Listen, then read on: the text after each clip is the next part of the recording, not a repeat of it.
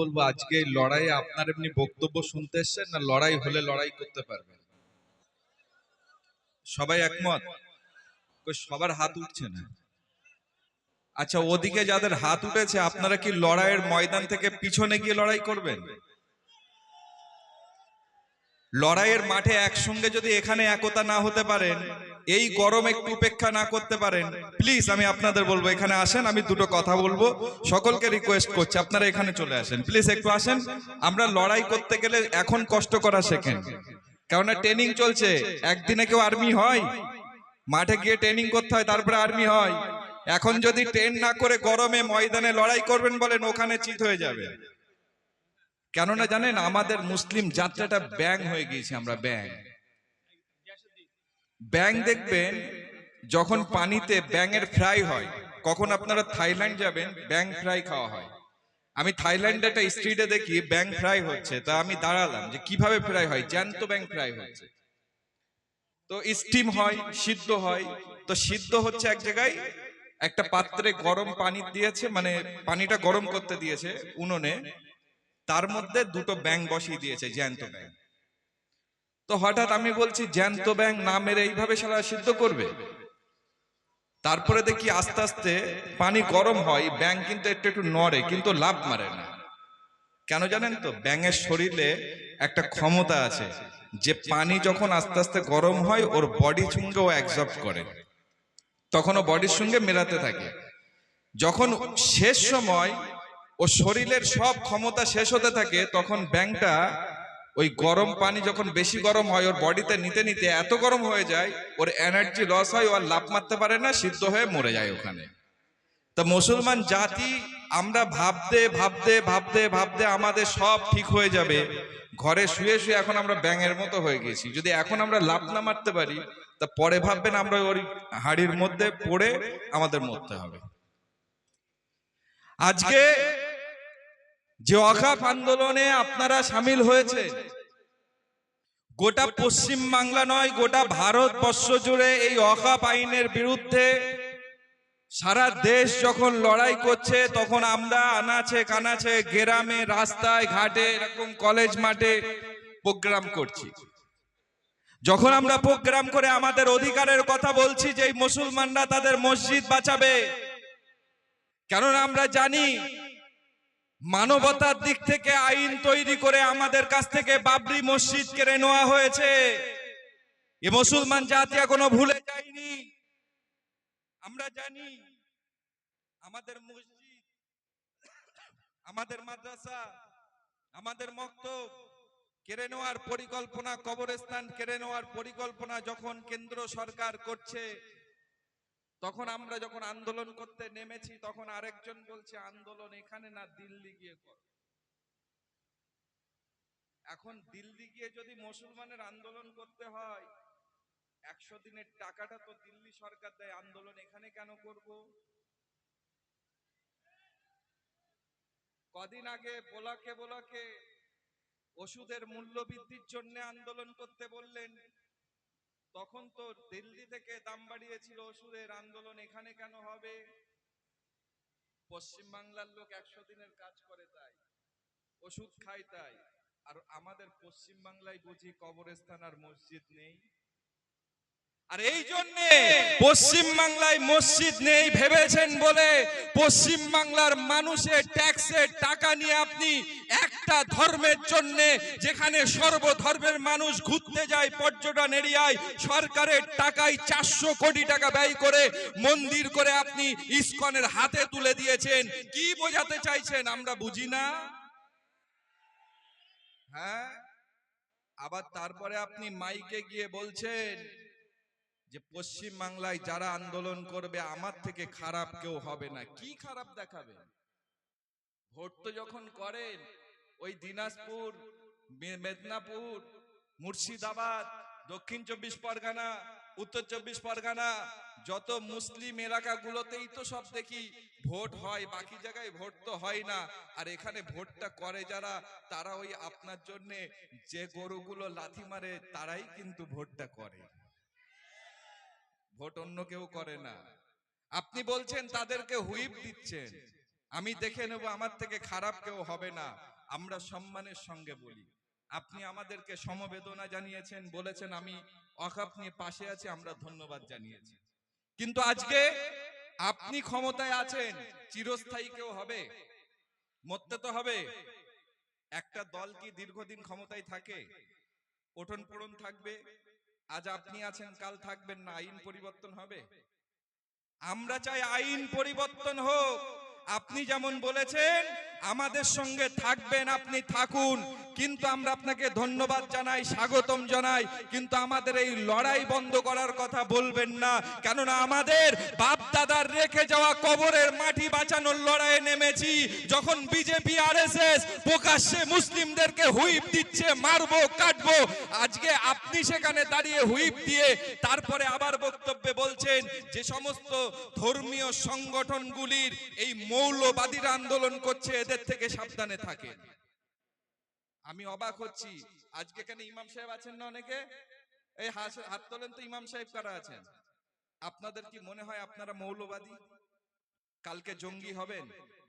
মৌলবাদী মানে জানেন, একটা রাজ্যের সুপ্রিমো বলছে মাওলানারা, ধর্মগুরুরা মৌলবাদী। আরে ধর্ম তো অনেক আছে, ধর্মীয় সংগঠন।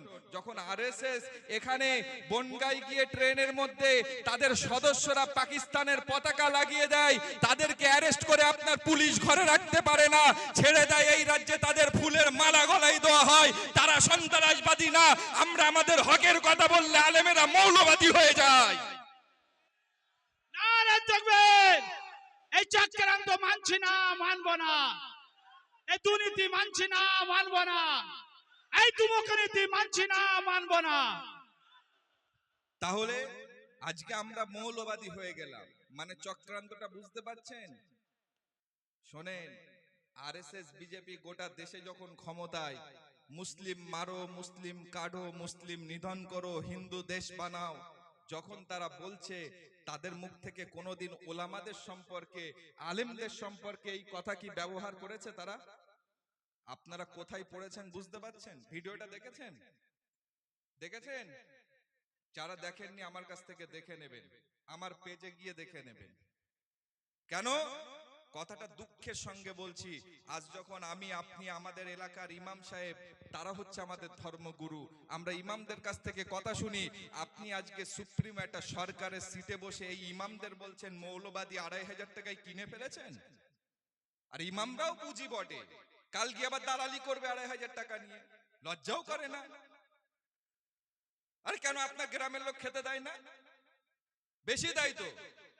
আপনি দালালি ছাড়ুন, কেননা শুনুন, এটা কওম বাঁচানোর লড়াই ভাই। আমাদের সঙ্গে যে আছে শুধু মন থেকে থাকলে হবে, আমাদের ওই দেখানোর দরকার নেই। আমরা বলিনি যে আমাদের মসজিদ বানিয়ে দাও, আমরা আমাদের অর্থ দিয়ে আমাদের ধর্মীয় স্থান বানিয়ে নেব, আমাদের লাগবে না, আমাদের ইমাম ভাতা লাগবে না। আপনি কর্মস্থান বানান। আমার যে ছেলেগুলো বাইরে গুজরাটে গিয়ে মুসলিম ছেলেগুলোকে বাংলাদেশি বলে যাদেরকে পেটাচ্ছে, বাড়ি ভেঙে দিচ্ছে, আপনি এখানে বসে বসে মজা দেখছেন। আপনার রাজ্য পুলিশ একবারও গিয়ে আসামিগুলো ধরলো না, দোষীদেরকে শাস্তি দেওয়ার চিন্তা করলেন না। আজকে বাংলার ঘরে আজকে বাঙালি মুসলিমদের কর্মস্থান নেই, আর যে গুজরাটে বাঙালিরা মার খায়, সেই গুজরাটিদেরকে, আপনি উড়িয়াদেরকে, কেরালিদেরকে, এই পশ্চিম বাংলায় ১.৫ কোটি যারা বাইরে থেকে পরিযায়ী শ্রমিক এসে কাজ করে বাংলার টাকা নিয়ে চলে যাচ্ছে, আর আমাদের ছেলেরা গুজরাটে মার খাচ্ছে। আপনি তাদেরকে এনে বাংলায় কাজ দিন, মন্দির মসজিদ আমরা চাই না। আমরা বুঝে গেছি। আমরা বারবার বলি, ভালো করে আমার প্রশ্নগুলো গিয়ে ভাববেন। আমি এখানে বেশি বক্তব্য লম্বা চওড়া করব না, শুধু আমি এতটুকু বলবো, ভালো করে একটু বাড়ি গিয়ে আপনারা মাথায় ভাববেন আমি যে প্রশ্নগুলো আপনাদের করে যাচ্ছি। তারপরে কখনো পারলে আপনারা সমাজে উত্তর দেবেন। বলুন তো, ভারতবর্ষ ধর্মনিরপেক্ষতার একটা দেশ, যেখানে সর্বধর্মের মানুষ বসবাস করে। আজকে ভারতবর্ষর আমরা একটা রাজ্যে বাস করি, সেটা পশ্চিম বাংলা। যখন সেখানে ধর্ম মেরুকরণের রাজনীতি হচ্ছে, আজকে আমি আপনি পশ্চিম বাংলাকে কিভাবে আমরা ধর্ম মেরুকরণের রাজনীতি এখানে হয় না, তাই তো নাকি? একটা নিরপেক্ষ ধর্মীয় সরকার, নিরপেক্ষভাবে আমরা এখানে বসবাস করছি। অন্যান্য রাজনৈতিক দল যারা এখানে আছে তারাও ধর্ম নিরপেক্ষতার কথা বলে, শুধু বিজেপি ছাড়া। তাও বিজেপির তো এখন একটু সমস্যা হয়ে গিয়েছে, কারণ আরএসএস এর শার্ট লাগে, যারা বিয়ে শাদী করতে পারবে না, একটা শার্ট বেরিয়ে পড়েছে। 61 বছরে বিয়ে শাদী করে ফেলেছে আমার দিলীপ বাবু, ঠিক আছে, আর একটা শার্ট এখনো বাকি আছে, কি করবে জানি না। তো ওদের আর কেউ নিচ্ছে না, মানুষ বুঝে গিয়েছে এরা ধর্ম দেখিয়ে রাজনীতি করে। কিন্তু আপনি বলুন, আজকে যে পশ্চিম বাংলায় আমরা ধর্ম নিরপেক্ষতার কথা বলি, সেই পশ্চিম বাংলায় পুজোর সময় 1 লাখ টাকা দেওয়া হয়, আর ঈদের সময় মুসলমানদের একটা করে ফুল আর ওই 4টে আপেল আর লেবু দিয়ে ঝুড়ি ধরানো হয়। হ্যাঁ, কেন আমাদের ইচ্ছা হয় না? আমরা ট্যাক্স দিই না? আমাদের ঈদগাহগুলো সাজাবে কে? ঈদের দিন বাজেট হওয়া দরকার হবে না? না হবে না? এই আপনারা ট্যাক্স দেন না নাকি? অধিকার দরকার নেই? এই লাগবে না আপনাদের? আমাদের টাকা সরকার কোথা থেকে দেবে? ওটা আমাদের ট্যাক্সের টাকা। আজকে আমাদের ইমামদের 2500 টাকা মাইনে, কেন 5000 হয় না? কেন হয় না? আমরা সব বুঝে গেছি, জগন্নাথ মসজিদ মন্দির হবে, মসজিদ কোনোদিন বাংলায় হবে না, বরঞ্চ মসজিদ ভাঙার পরিকল্পনা যারা করছে তাদের থেকেও এক ধাপ এগিয়ে গিয়ে এই সংখ্যালঘু মুসলিমদেরকে পুঁতে ফেলা হচ্ছে। ভালো করে বুঝে রাখবেন আমার কথা। তাই বলি, আজকে রাজ্যের যত বড় সুপ্রিমো হোক, এই মুসলমান জাতি জানে যে কারবালার ময়দানে হযরতে হোসাইন রক্ত দিয়েছে, আল্লাহর নবীর কলিজার টুকরা শহীদ হয়ে গিয়েছে। কেন? সে ইসলামের জন্য লড়াই করেছিল, ইসলামকে জিন্দা করার চেষ্টা করেছে, ইসলামের জন্য শহীদ হয়ে গিয়েছে। আর কারবালা কি ময়দান মে ইসলাম জিন্দা होता है, হযরতে হোসাইন মুসলিমদেরকে শিখিয়ে দিয়ে গিয়েছে। নারে তাকবীর, নারে তাকবীর। আজকে তাই বলি, আমরা এখানে যারা উপস্থিত হয়েছি, রাজ্যের যত বড় নেতা, যত বড় মন্ত্রী আর যে দলের যেই থাকেন, যদি নরেন্দ্র মোদী খোদ এখানে চলে আসে, এবং শুধু তাই নয়, এই ভারতবর্ষের মুসলিমদের যেমন স্বাধীনতার পথ দেখিয়েছিল, বাঙালিরা স্বাধীন করেছিল এই দেশকে, ভারতকে, এই বাঙালিরা আবারও জানে বাংলা সংস্কৃতি, বাঙালিরা জানে বাংলার ভ্রাতৃত্ব, বাঙালিরা জানে বাংলা সম্প্রীতি। এই বাঙালিরা আবারও একসঙ্গে মিলে আমরা সেই আবার আল্লামা রুহুল আমিন, আমরা কাজী নজরুল, আমরা রবীন্দ্রনাথের বাংলা, এই বাংলা থেকে আবারও আমরা এই লড়াই করে আমাদের কবরস্থান, আমাদের মসজিদ, আমাদের মাদ্রাসা, আমাদের মাজার লড়াই করতে যদি যত বড় সুপ্রিমো এসে বাধা দিক না কেন, মস্তানি করো না কেন, এই মুসলমান জাতি বসে নেই। এরা কাফনের কাপড় রেডি রেখেছে, কবরস্থান বাঁচাবে, নিজেরা মরে বাঁচাবে, ওই কবরেই আমরা ঘুমাবো ইনশাআল্লাহ। ইনশাআল্লাহ। এই রাজি আছেন? লড়াই হবে, ঠিক আছে। অনেক বক্তা এখানে, আমাদের শ্রদ্ধেয় খেয়াল করি কামরুজ্জামান সাহেব, তিনি এসছেন, আমাদের মধ্যে আরো অনেকে এসছেন। যাই হোক, আমি লম্বা চওড়া বক্তব্য দেব না, এতটুকু বলবো, ভাবার সময় এসছে। কি আপনারা একমত না? একমত তো? ভাবতে থাকেন, বাকি ভাবনা সময় কথা বলবে। ওয়াকফ নিয়ে লড়াই বন্ধ হয়নি, হবে না। যদি বন্ধ হতো, ভেবেছেন কি ব্রিগেড পাবো না বলে ওয়াকফ লড়াই হবে না? আরে আগামী দিন প্রত্যেক বাড়ির খুঁটির ঘরে ঘরে ডোর টু ডোর ওয়াকফের আন্দোলন হবে ইনশাআল্লাহ। ইনশাআল্লাহ। ব্রিগেড লাগবে না, আমরা ময়দানেই কাফি ইনশাআল্লাহ। এই লড়াই আমরা লড়াই আমরা সময় মতো ঠিক বুঝিয়ে দেবো ইনশাআল্লাহ। সকলে ভালো থাকেন, সকলকে বসিরহাট দরবার শরীফের পক্ষ থেকে, আরাফের পক্ষ থেকে সংগ্রামী অভিনন্দন। সকলে সুস্থ থাকবেন, ভালো থাকবেন। জয় হিন্দ, জয় আরাফ। গুরুর মা শেষ রাত্রে